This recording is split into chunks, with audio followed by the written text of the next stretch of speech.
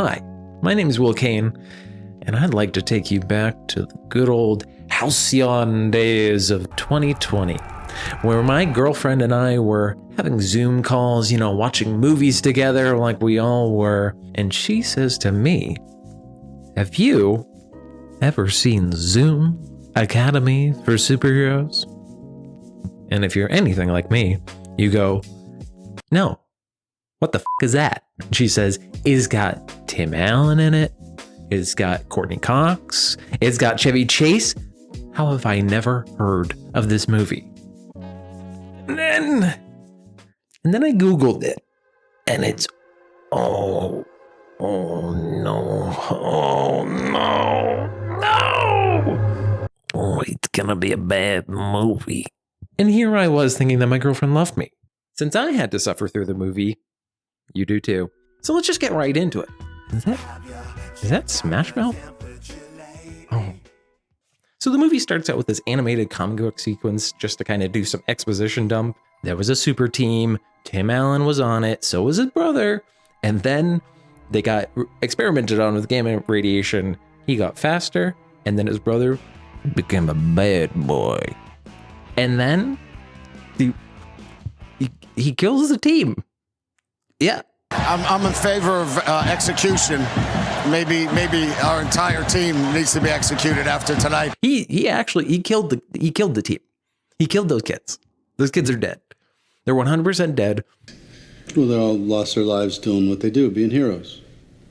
So they just they start off the movie with child murder, and it's set to a Smash Mouth song. Brutal. And oh my God, talk about burying the lead. They're pulling a Mary and the Witch's Flower, where they have this grand opening where you're like, I want to watch that movie. That's a much better idea for a movie. And you get invested, and then they go, and now for a completely different story. And you go, we set all that up. You set all, because maybe I'm a sicko, but imagine the children walking out of the theater if this was the movie. And they're just like, they go in, mommy, oh, it's gonna be like the old Superman movies. You get invested in these characters, and at the end, they get betrayed by their own team member. And he kills them with cold blood, causing Tim Allen's character to banish him to the nether realm. Yeah, he gets banished to the nether realm. It would be like a mini Infinity War. It would be insane. That would be an insane way.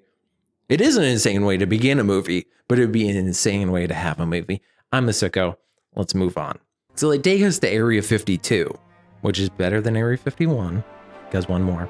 Songs by Smash Mouth? Plural? This is going to be a long movie. Ugh. It leads us into Chevy Chase, Rip Torn.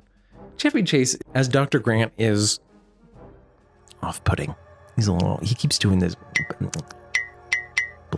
blinky thing throughout the movie. And by God, only Rip Torn could make these lines sound anywhere near compelling. Dr. Grant, I speak Greek, not geek.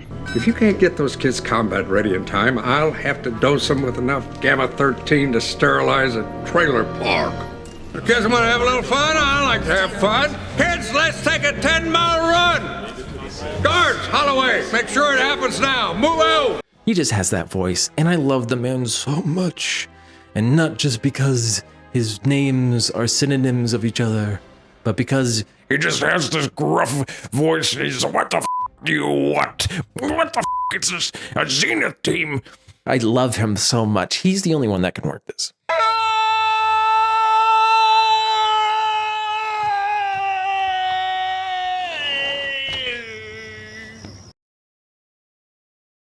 But they set up that Concussion's back. He's coming back in 12 days? 12 days. The first of the major fatal flaws of this movie. Dear screenwriters, a ticking clock is a wonderful thing in a movie. It causes tension. It pushes the plot forward. But also, if you set it too short, it makes the entire ensuing events seem really stupid to think that the entire movie is going to take place over 12 days. You're in control of how long the ticking clock is. Just set it to a few months. It would make so much more sense. So they say, Get me some kids. Find me some kids. Misfits, outcasts, some weirdos. And then we get to Tim Allen's character. I feel like this is a really bad name for a shop. Like, why would you ever... Hi, welcome to Shitty Service. Hi, welcome to Slow Jacks. We have the shittiest service all around. You want your car very fast? Not here.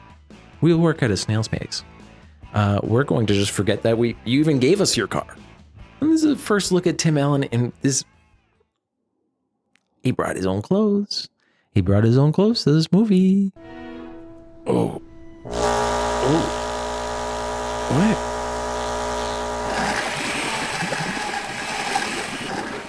Didn't we just establish that he doesn't have super speed anymore? Does he have it in his little fingy? Is that it? He's just going just a little bit. I feel really bad for his love interest in this movie, whoever it is. Oh, speaking of which, Courtney Cox. In this movie, for some reason, I don't think she needs the money. So, Courtney, why are you in the film? Whatever, maybe she was having fun. Like to poo in our pants. We like... They're trying to get him into the program. And so they send Courtney Cox and she does this weird little fake fall. Watch out for the grease. Acting! And he's not even nonplussed. He's just like, hey, lady, you might want to go. There's a car coming, lady. Don't be in the road, lady. Don't be in the road. Hey, excuse me. Get out of the road. Hey, look out! And then they just pull up the cars anyway and then have a big argument about trying to do it right. And then they just shoot him with a trinket. The entire scene is pointless. Nice. Sorry.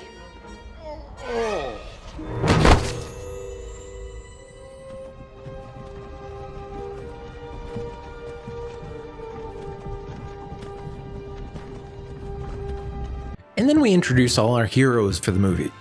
We got a little girl that's too strong, which is funny because she's a little girl. We wouldn't expect that. And then you got teenage boy who goes invisible. And hold on, is that Biff Tannen from Back to the Future? It is Biff Tannen. Hey, good for you, buddy. I'm glad you're getting work.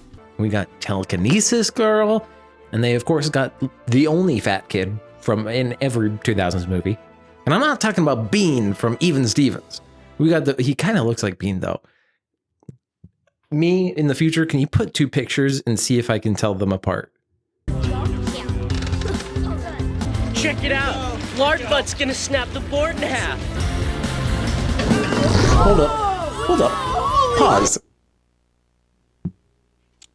Now, when I first saw this, I thought that his superpower was that he could, how to say this, that he could grow his peach, that he could bake his cake, that he could juice his caboose. He could grow his butt. I thought his power was that he could grow his butt, but no, he could grow any part of his body. He just has like weird inflation powers, which I'm not going to touch with a 10-foot pole. Fatal flaw number 2 of the movie, which is it's weirdly repetitive. Because we already set up all the characters, but now we got to do a tryout scene at Area 52, which feels dumb. It feels dumb to do that. Even just like base level of why would you even have to have tryouts for, why would you bring them to Area 52? Isn't this a secret base that you literally have a cloaking field around? Why would you? Whatever. This is just going full David Ayer Suicide Squad, where we're going to introduce everybody and then we're going to reintroduce people, except there's also going to be other characters that are just jokes. They're just jokes. Here comes Slipknot, the man who can climb anything.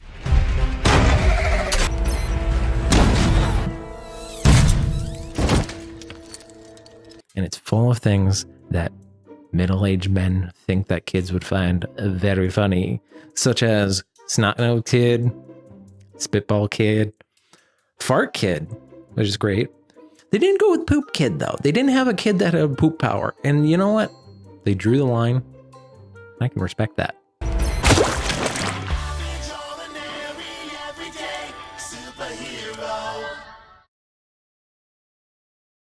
Because this movie on the whole feels like it was written by a middle-aged man. Do we have fat humor? You are undermining his confidence. What confidence? He's a lazy little chubba bubba.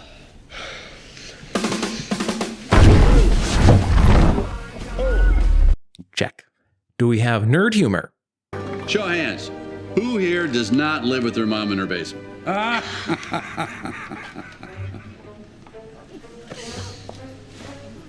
Check. Do we have sexism? But you still have that green dress. How about that green dress? Still have that? Check. Do we have scenes that are so confusingly racist that you're not even sure if it's racist at all?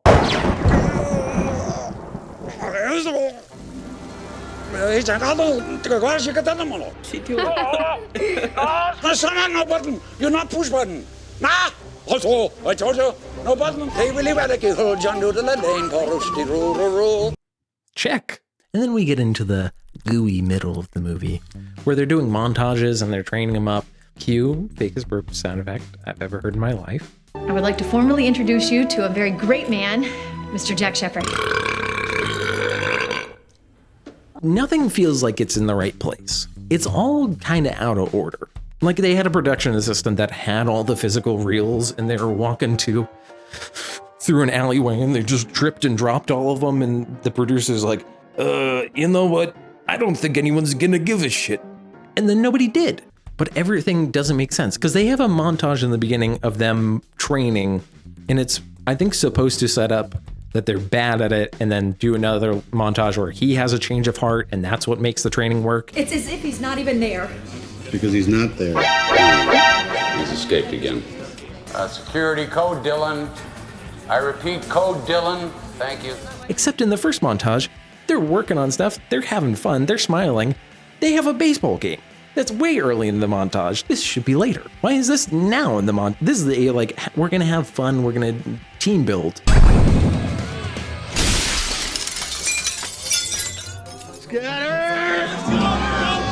But they do the team building thing, and then later on, they're like, you haven't taught us anything. You're a piece of shit, Tim Allen.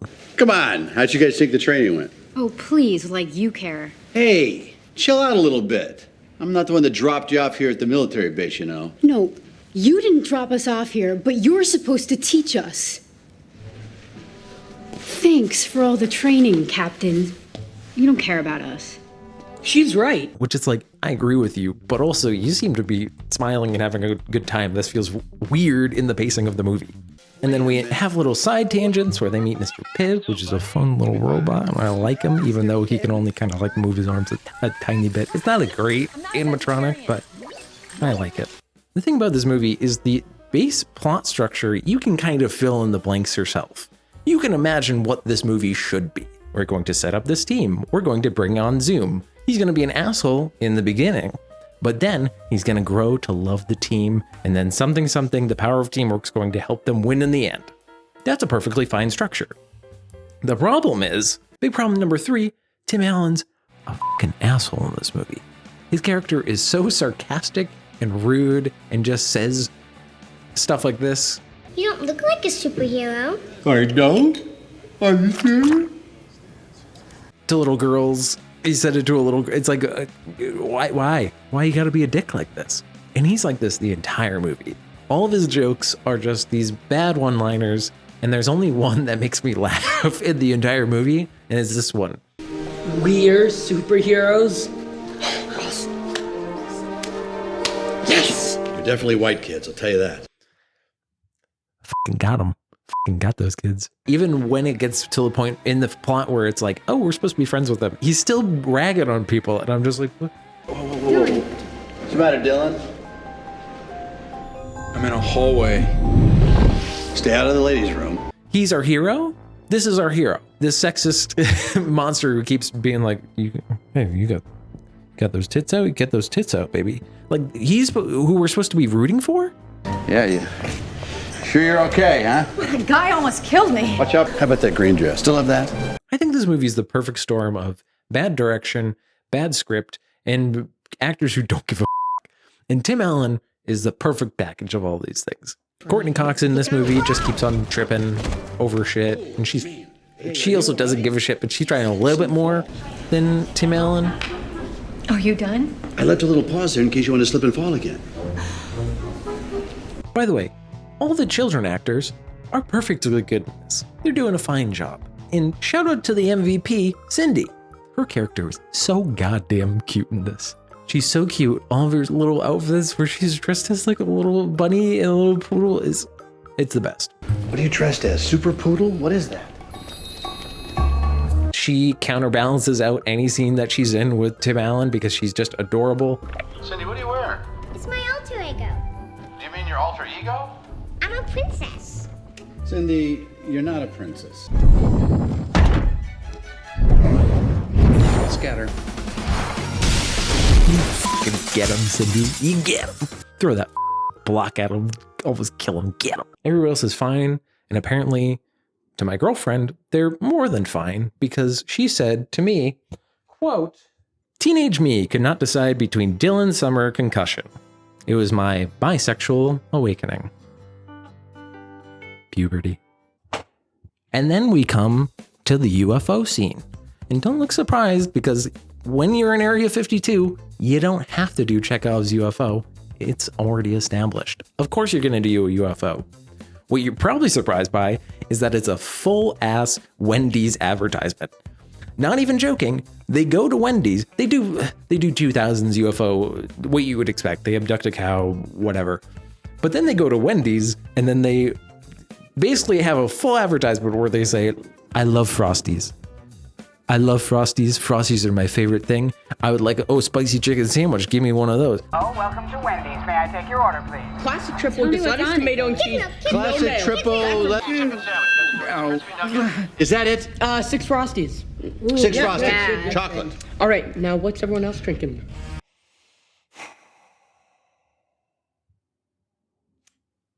Like it's a actual full advertisement in the middle of the goddamn movie. Land, I saw it make this noise that it made. It was as it wobbled. Oh, that's the way they sounded. Yeah, I mean, maybe the spaceship runs on ice cream. That's my theory, because he ordered a whole bunch of Frosties.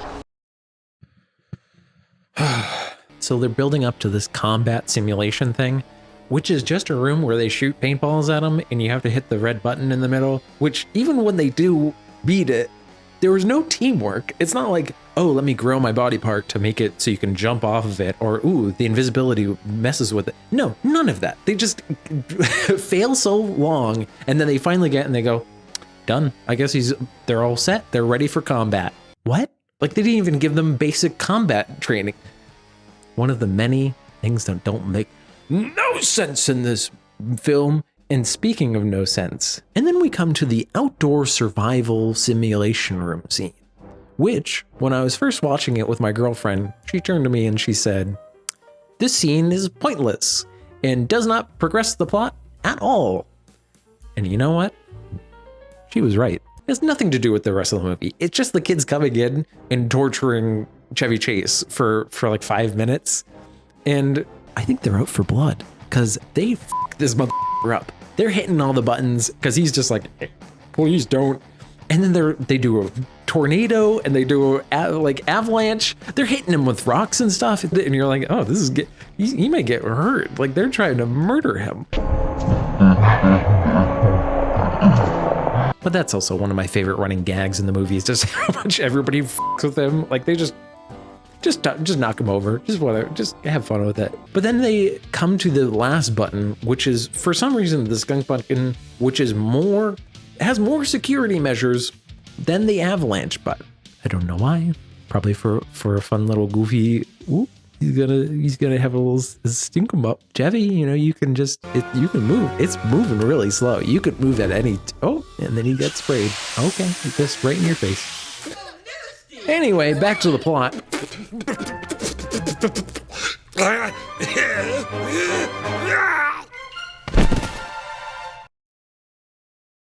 At least we're getting to some good music, because I think this is Queen. We're gonna get some under pressure. Is that also Smash Mouth? Is that Smash Mouth? And then we get back to the plot. And by that I mean, we come to another scene that makes me scratch my head because Tim Allen and Dylan are hanging out next to the Mind Scrambler thing from Mystery Men. I think it's a game machine where he's like, don't worry, kids, they're not going to dose you with this shit. And then, spoilers, they want to dose them with that shit. And they're having a heart-to-heart, and then they figure out that Dylan has mind leading? What the fuck is the name of this thing? Mind sight. That's what it is. Mind sight, where he can just creepily sneak along and use his mind to go places, which I'm going to say for somebody whose power is invisibility is just one step removed from invisibility. He can just now go brain invisible and do the same exact thing he could do with his physical body, whatever. But this apparently makes him a leader, apparently. This is a real gift. It's called mind sight. Look, these kids are gonna need a leader. This team needs one, and a leader is someone who can see the way. I think that may be you. I'm sorry. What the f*** are you talking about, Tim Allen? Dylan? The character that's been escaping from every single training situation, who is against authority, who's rebellious? You want him to be in charge? Even he makes a face like, what the f*** are you talking about, dude? Like, how would he even give orders if he's invisible? Isn't stealth kind of a big part of that? Like, is he just gonna like sneak up behind people and be like, hey, by the way, I think you scared? What did you say? It makes no sense. Plus, you got a perfectly good Summer there. Everybody likes her. She has telekinesis powers, which kind of works for like being a team leader, I guess. It works better than invisibility. Whatever, man. That. This is the climax of Zoom's emotional arc, where he's just sadly looking at pictures of his old teammates, probably like 5 whiskeys in. And is that Fez from That 70s Show? Wait, hold up. That is Fez. That's Rory from Gilmore Girls, I do believe. And Devin Aoki, the mod who's in Sin City. And then an actual photo of Tim Allen that they just photoshopped in from the 70s or whatever. Why'd they get real actors? Like, they could have gotten anyone. Why not just do some faceless people? Whatever, they're dead. They're all dead, remember? They're all murdered, so it doesn't matter. None of it matters. But I do love the picture that they have with the current cast where they're just like, at least she's having fun. And here we set up the location of the final act, which is in one of the rock quarries around LA, which is a favorite of low budget movies. And then they set up that the team's just there to distract Concussion while they shoot a big net at him that'll make his powers do something. But even this plan doesn't make any fucking sense because it's like, okay, you know where he's going to, there's a big portal that you can see with your naked eye. Why not just set the net up around it? Or they don't indicate for any reason that he can't get shot. Like he's not bulletproof. You could just nuke him from orbit. Like there's no reason why he is a threat. And I'm saying this before we even get to the pathetic final battle. Is that our only option? Well, if Zoom's still at his powers, his speed could create a mega vortex, which would trap Concussion and reverse the dark effects of the gamma radiation. I wonder if Zoom was gonna give his powers back. I think he maybe will. Now, if you thought the baseball scene was a little too much for a 2-week period, you're going to be even more mad that they have prom. They got a full prom because the kids are apparently working too hard in this 2 weeks period. Once again, if this was a few months, it would make so much more sense. That would be, okay, yeah, you've had weeks and weeks and weeks. But if it's 2 weeks, it's... Summer gets an ugly dress from Courtney Cox, and my boy comes on way too strong. He's giving her necklaces and being like, I love you, baby. I'm not that wonderful. I mean, I just hope you're not disappointed with what you do or don't see from here. As long as I get to keep looking, I guarantee I'll never be disappointed. It's like, Jesus Christ, dude, you just met her. And you could stop hitting on me entirely. No, I can't do that. You and I are destiny. I guess that's what you can do when you're handsome, though. I don't know. They even do that little trope where you would look so much better without these glasses. Do you mind if we take these off? Because you are so blind. Whoa. No, it's okay. You just have to move a little closer. Oh. As they set up all the romance things, and then Rip Torn comes in like Rip Torn does, and he starts yelling at people. What the hell is going on here? That prom is off limits! Hey, come on, Your Highness, calm down. You're gonna have a stroke. And he's like, what the is going on here? Boy, for a straight guy, you're dramatic. Since Rip Torn is just absolutely, I cannot state this enough, he wants to irradiate these kids. He just wants to. Is it me? Am I the drama? I don't think I'm the drama. Maybe I am. Am I the villain? I don't think I'm the villain. They escape into this weird back panel, and then they come up with names, which Tim Allen is an asshole during that scene. Chubby will now be called the Incredible Bulk. Oh, dude. That's stupid. Yeah, mental chicken and Visitine. Whoa, no, that is terrible. And then he figures out that concussion, we're like an hour in at this point. Tim Allen is just figuring out that his brother is the villain. Like, most of the characters do not know what the plot of the movie is until now. I know what they're training us for. What? Your brother. He's alive. He's coming back. Even though it's been on a giant screen TV that he just walks into later and he's like, what the f is this? You didn't tell me it was my brother. And it's like, oh yeah, we didn't think you would want to know. It's like, why wouldn't you think he would want to know that? Is his brother, is his evil brother. So the kids get caught, and as the kids are being taken away to be experimented on violently, Courtney Cox pulls out some superpowers of her own out of her ass and uses her Snapchat filter rainbow breath to blow everybody away. And you know what? Does it matter?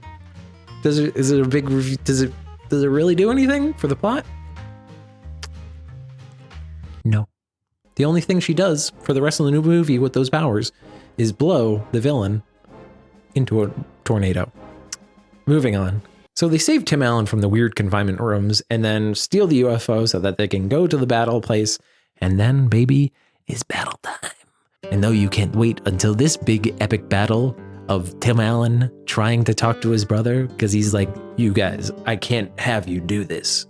I'll go and talk to him. Even though he fucking hates him, like these apparently boring through dimensions in order to aim for his brother. He hates him so much. And it doesn't go well because, once again, Tim Allen's a fucking asshole in this movie.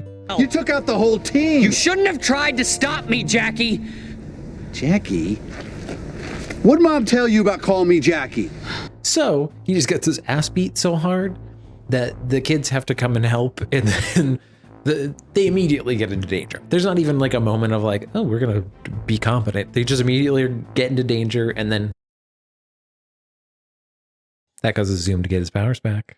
He's got to save Cindy, the best character in the movie. Of course he's going to do that. But of course she's got to be dramatic about it. He's like, Cindy, can you open your eyes? Cindy, you're safe now. You're okay. It's me. It's Jack. Please, Cindy, don't do this to me. You didn't even get hurt. Like, I know you went fast for a second. It's probably a little bit scary, but can you not pretend like you're in a coma? Like, she's just being a big drama queen. Zoom just runs away. He does some Looney Tunes bullshit.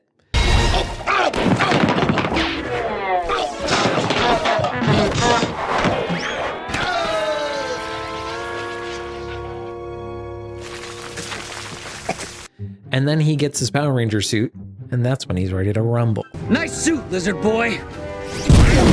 Nice suit, lizard boy. Did he used to call him Lizard Boy or something? Like, what a weird... Maybe he's just really into conspiracy theories.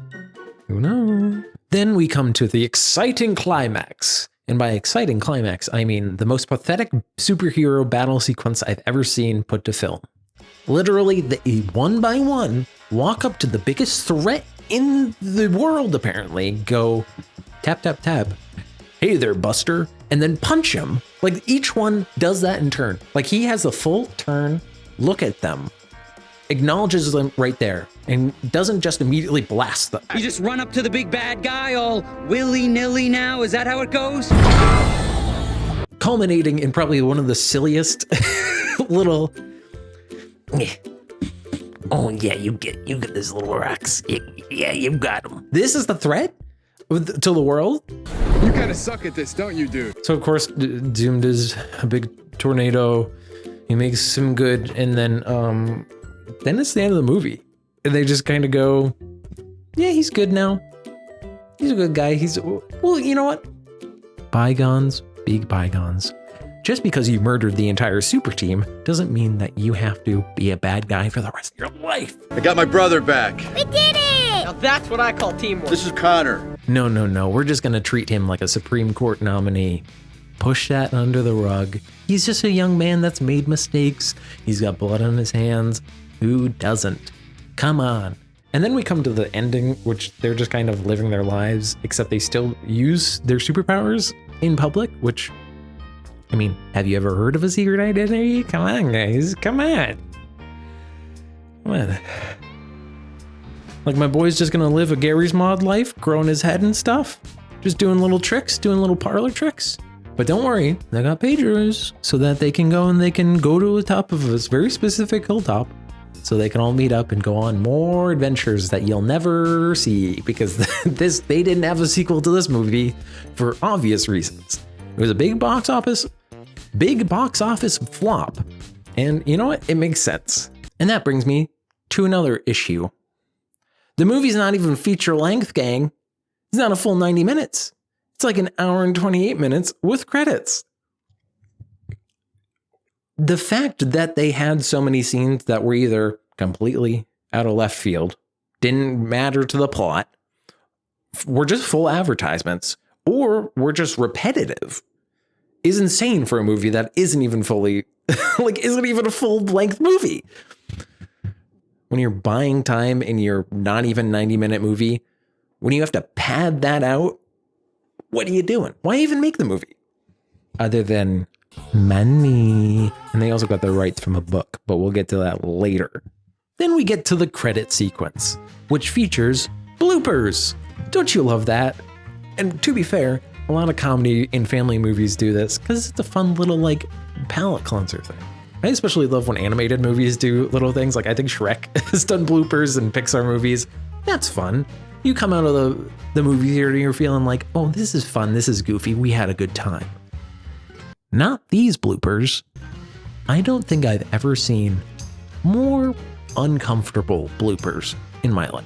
And they're making weird jokes. Have a sensitive condition? Who knows? You're the one that's supposed to say this stuff. I don't know. You're the one on camera. Who cares about me? Shut up. I'll do it. These children have sorry. And they're talking about how bad they are in the movie.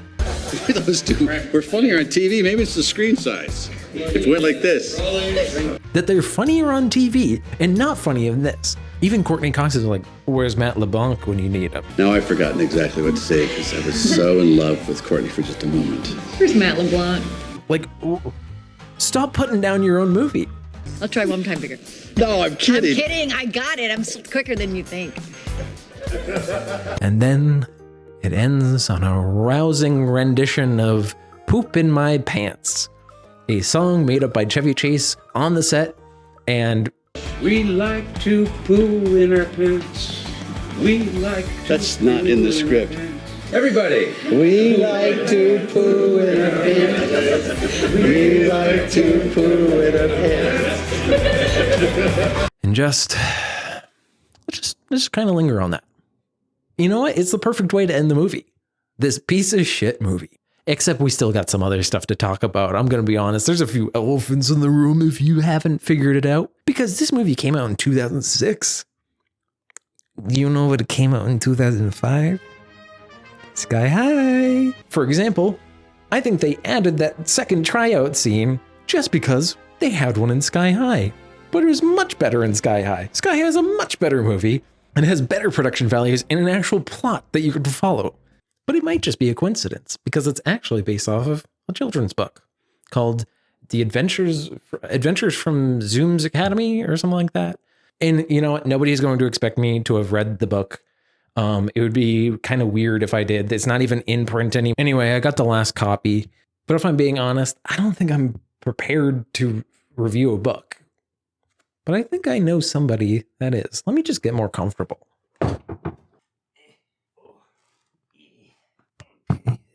Oh, my back. Hello, everybody. My name is Benedict Bronton Samsung III, and I'm here to review Amazing Adventures from Zoom's Academy, written and illustrated by Jason Lethko.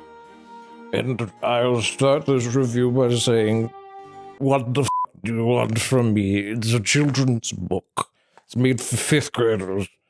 But, Jason seems to be an interesting character himself. He used to be an animator of some kind. And now he's writing children's book while he's, according to him, on a boat eating gumbo. So that's nice. That's genuinely the best outcome an animator could ever hope for. Let's be real, it's not a very well-paid thing. I think I need another scotch.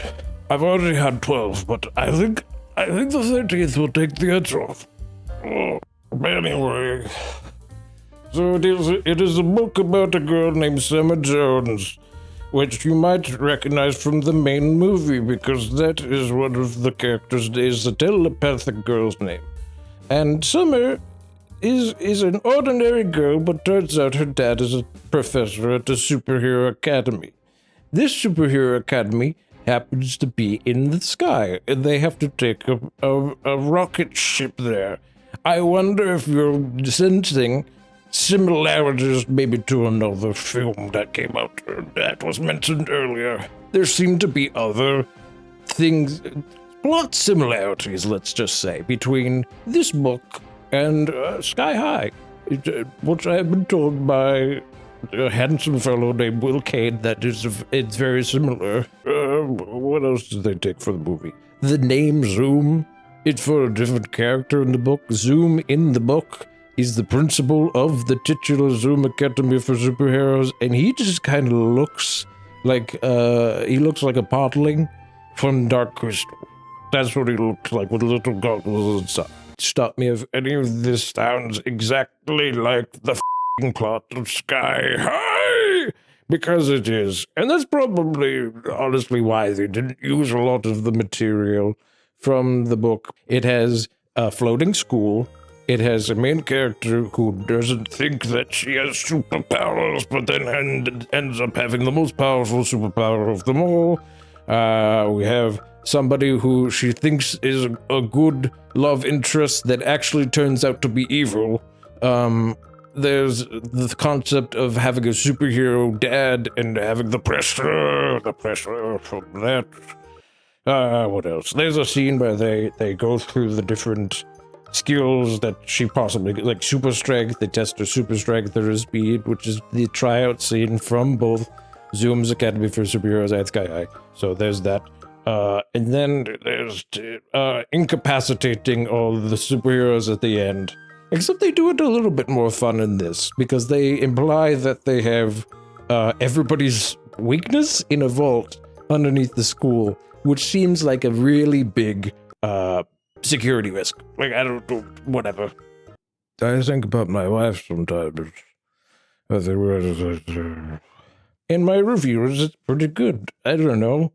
It's written by an animator, and animators, from my estimation, are not big on, like, plot or the story. They more think of visual set pieces and things like that, and that's how their brain works. In this book is no exception. It has some actually pretty cool illustration. I don't know if you can fucking see that shit. But, like, he drew some stuff, and a lot of it's fun. There's a lot of fun details in this book. There's one character who is named the Birthday Boy. I don't know if you can see the Birthday Boy. And his power is that he once voted. He is a dimension-hopping little boy who wished that his birthday was every day. And therefore, according to the laws of quantum physics in this realm, he made people not appear on those days. And so he has to dimension hop in order to take over those people's birthdays. And he's like a funny little guy because he like straight up murders people. in the book, he like turns them into babies and like makes them dissolve. So that's like, what the f? Oh, there's also an evil school for villains that Summer's uncle is the head of. Who gives a f? But what's wildest to me, truly, is the fact that it's drawn by an animator, so it's basically storyboarded already, right? And yet they decided to keep none of it. None of the fun adventure. My girlfriend's getting home right at the most embarrassing point possible in recording. Ugh. I ended up enjoying this book more than I thought I would, if I'm being honest. But anyway, that is my review of the Academy. Sorry, I fell asleep. I will give this book a review of 1 swan.